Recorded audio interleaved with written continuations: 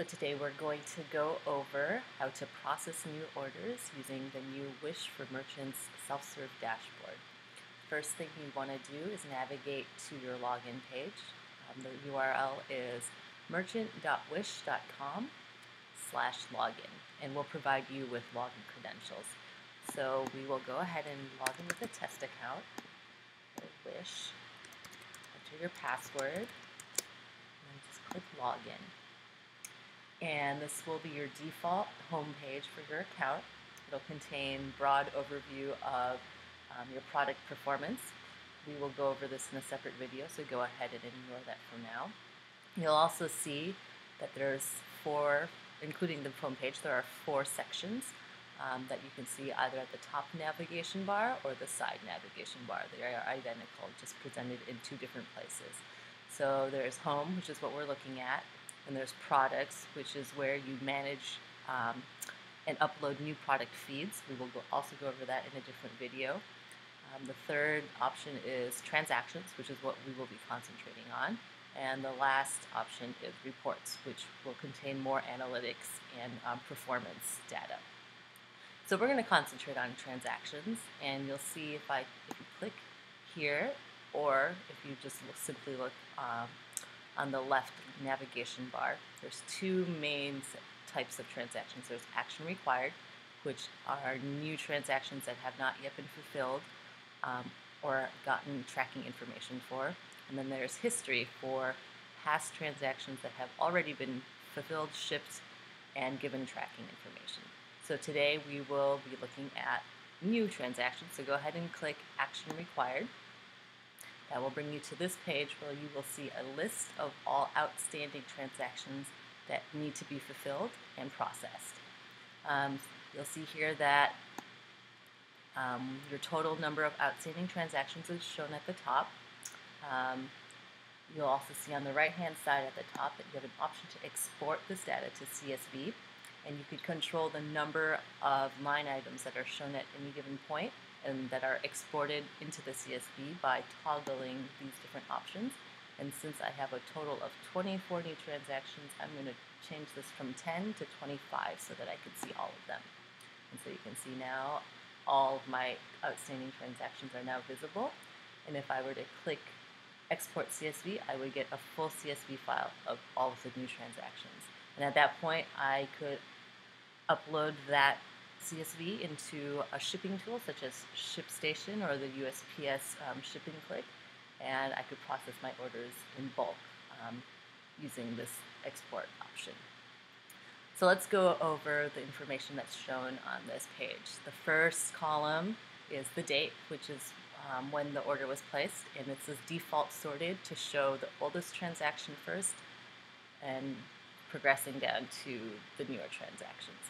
And you can change the sort option. The second column is Transaction ID, which is our unique identification for each transaction.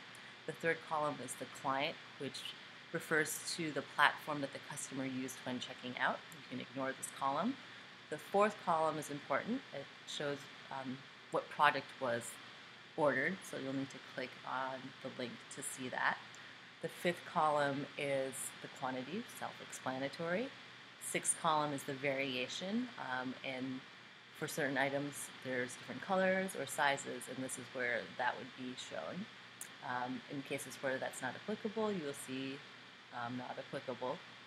The seventh column is amount paid, with the shipping and handling shown in parentheses. So for this first line item, we see there's $58 paid, and $3 of that was shipping and handling.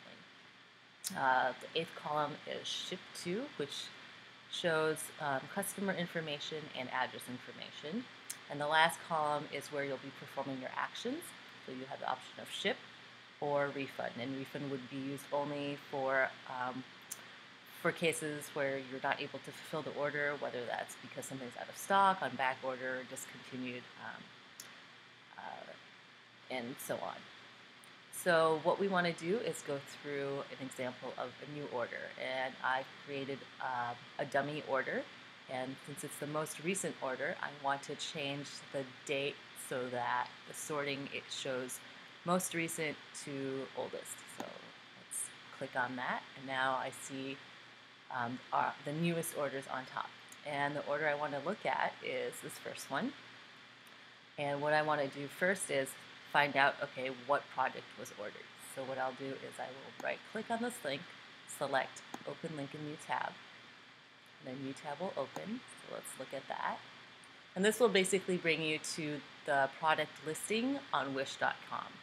And so since this was a test case, this is just a dummy product.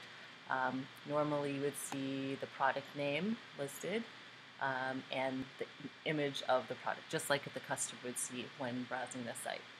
And so now that I know what the product was, I can navigate back to the dashboard. And now I need to find out where I should be shipping this product. So I will click on View, and this pop-up will display and show the shipping address and customer name. So all that good stuff is here. I can go ahead and grab it and copy and paste as needed, if I need to. If I've already done the CSV export, then there's no need.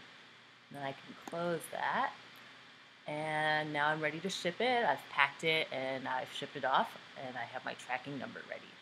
So now I have all that information ready. I will click ship, and this is where you enter the tracking information. So under shipping provider, if you look at the drop down menu, you'll see there's several providers listed. There's USPS, FedEx, DHL, UPS, OnTrack, Flight Express, Canada Post, and none. So if none of your providers is shown here, go ahead and select none and leave the tracking number blank and hit save. And what will happen is an automatic email will be sent to the customer that says, hey, your order has shipped. However, there will be no tracking information provided, which is okay. However, if you do see your provider listed here, then you simply select the appropriate provider. Let's just say it's UPS, and then enter the tracking number that corresponds to the shipment. And I'm just going to enter testing for now and click save.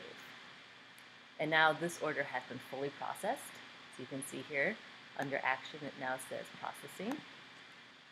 And what I can do is refresh, and this actually should disappear. I'll need to change this back to the reverse sorting, and you can see that order has now been cleared from this queue.